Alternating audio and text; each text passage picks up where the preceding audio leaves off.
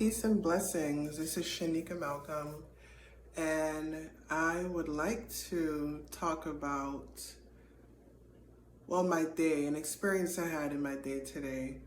And this was earlier today when I was at the gym, and my older daughter called me. Well, she came over and was trying to explain about an altercation between my middle child, Yare, and my youngest daughter, Ananda. So actually, before I get into the story, I just want to preface it a little bit by just talking about what you would call the householder path. This is a term used in the yogic tradition.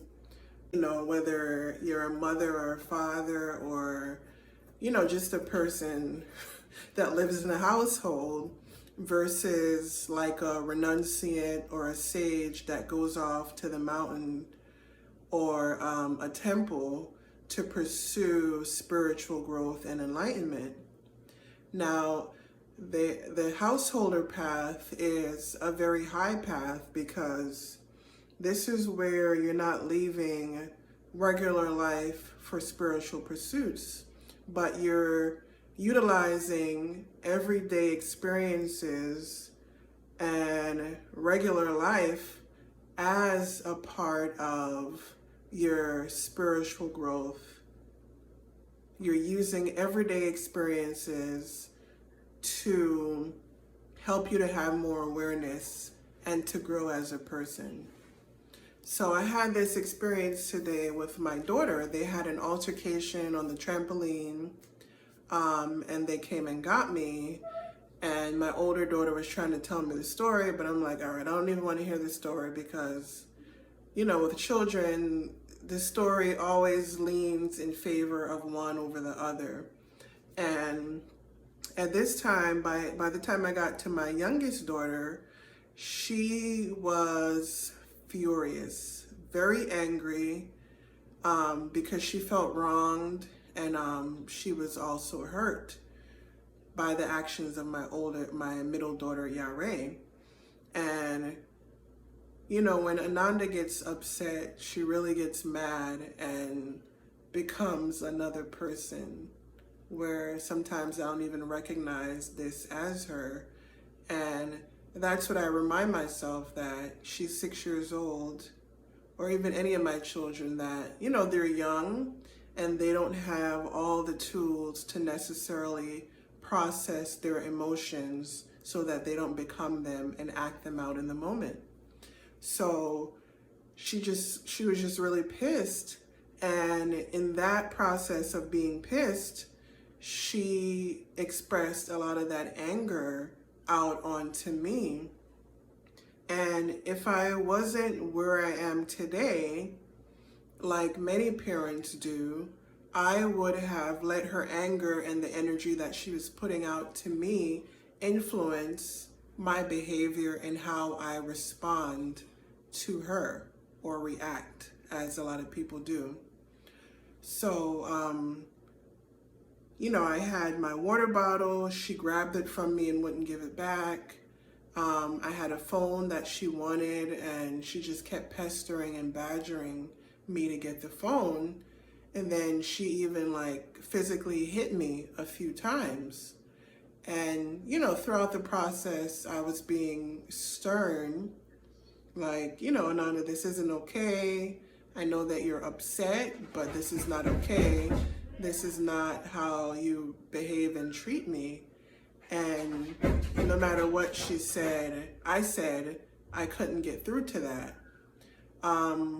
But all I did was just maintain my calm energy and not allow her anger and the energy she was putting out to influence how I was acting towards her. I didn't get upset. I didn't get angry. I wasn't yelling. I didn't hit her.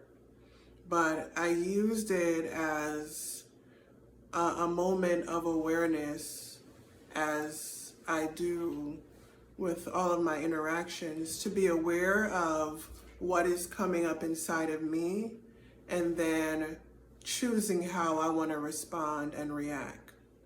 So in this way, this is how the householder path of, just being a regular person, and you can experience a lot of challenges in your relationships because in those close, tight-knit relationships, there's going to be friction. They mirror back a lot of what you're feeling and things that you still need to work through and process and heal. Now, what happens a lot of times is we have conflict with people, and then we respond a certain way, and then we would blame them because now we're upset, we're angry, we're pissed off, and we only attribute it to the actions of that other person. But the way someone acts is one thing, but then you can't control how someone acts and what they throw at you, but you can control and have awareness of how you respond to them. And you can react and overreact by just the energy that they're throwing at you. So this requires a level of self-mastery and groundedness in a particular frequency of self-mastery and emotional intelligence and awareness to not be, in a way, to be thrown off balance by the energies that are occurring in interactions and experiences that are happening externally around you. This is where, different practices come into play to help you to be a calm and collected person. And this goes back to healing your nervous system and having your nervous system be parasympathetically dominant. I don't know if that's the word, parasympathetically, but basically for your parasympathetic nervous system, which is your nervous system, that the part of your nervous system that deals with, peacefulness and calm and relaxation, for that to be active all the time, and that's your dominant state, versus being in your sympathetic nervous system, which is all about fight, flight, and freeze, and reacting to the external environment. So the way of the householder is to still live and exist in the world, but also be committed to self-mastery and utilizing spiritual tools and spiritual disciplines to achieve that self-mastery and awareness. So in this way, my children have been some of my greatest teachers, because, children, they push all your buttons. They know what to say, how to say it, what to do to just get you upset.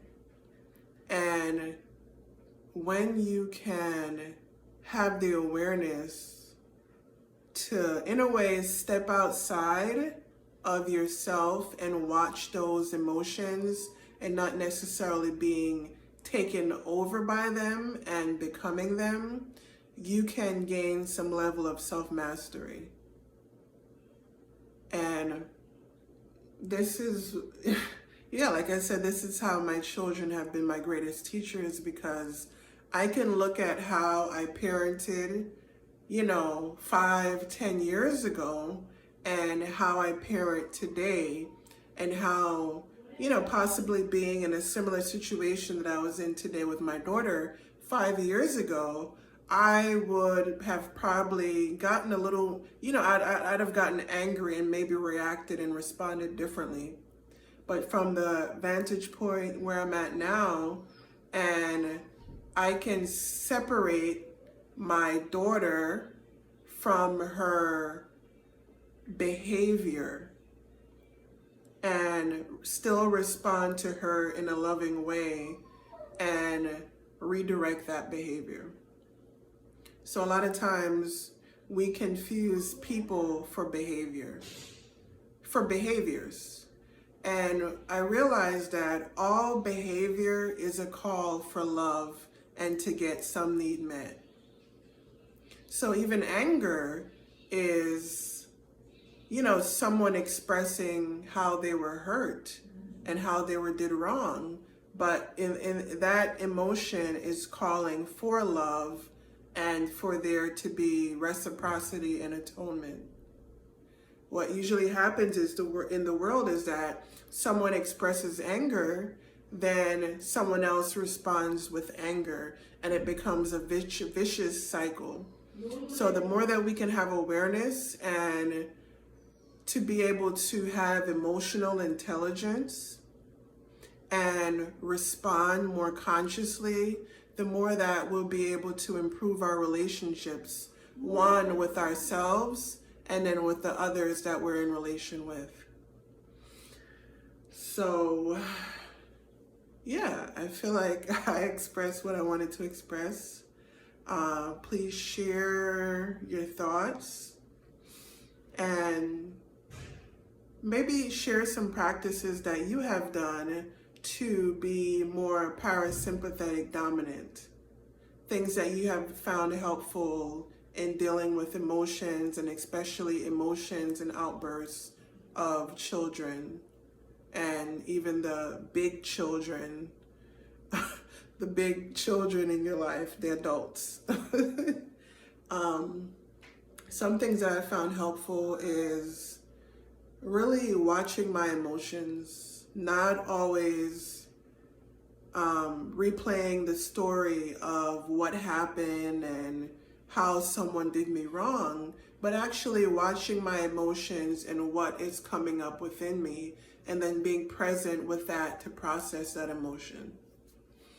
Emotional intelligence, knowing what the emotions are within our being and what they're trying to communicate with us, and what needs we're trying to get met through whatever emotions are showing up.